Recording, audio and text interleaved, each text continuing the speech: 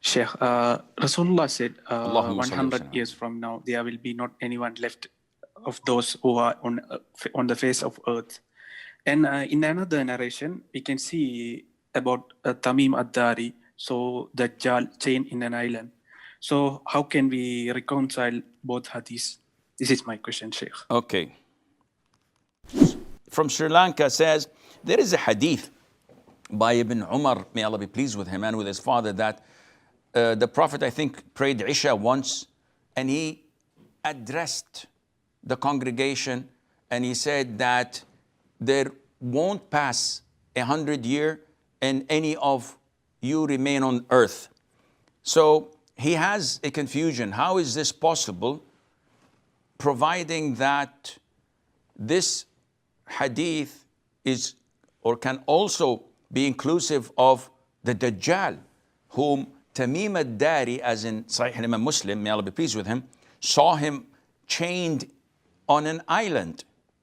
And he came to the Prophet ﷺ. The Prophet approved of that, and he conveyed what he had seen on his journey to the companions, that Tamim had seen the Dajjal, and the Dajjal will remain until the end of time.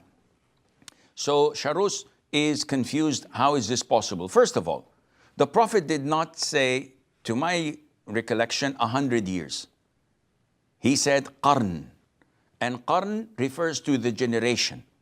And this is why when we look at the hadith of the Prophet ﷺ, khayrul quruni qarni, the best of generations is my generation.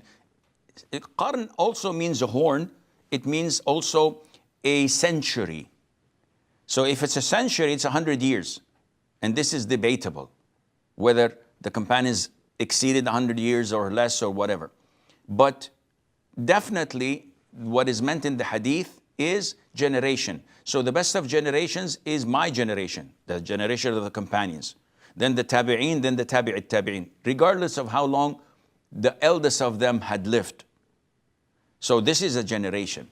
So the hadith is referring to the Prophet addressing his companions, telling them that no one should exceed 100 years from them, from that night, which is their generation.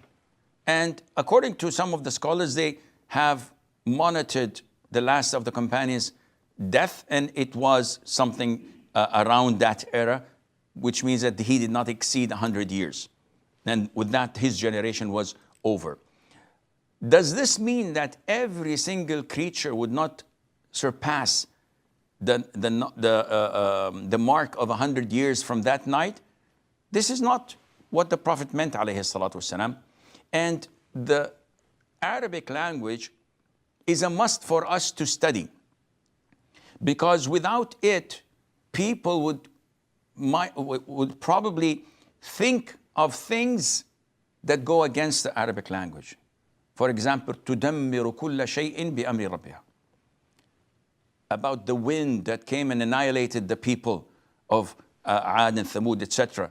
Allah says that it annihilates and it destroys everything with the instruction of Allah Azza wa Jal, yet you see only their homes present and nothing else. Okay, everything should include the homes. But in Arabic, this is known as siyagh al-umum, that in Arabic, not everything is mentioned. The queen of Sheba, Bilqis, in Surah An-Naml, وَأُوتِيَتْ مِنْ كُلِّ شَيْءٍ, she was given from everything. But she had no control over the jinn like Sulaiman had. She had no powers like Sulaiman had. So where is everything? This is a form of exaggeration, not meant literally to include everything. And likewise, the Prophet was addressing the companions, ﷺ, that everything is going to not live after 100 years, with the exception of what I told you before, which is the Dajjal and him staying till the end of time. And Allah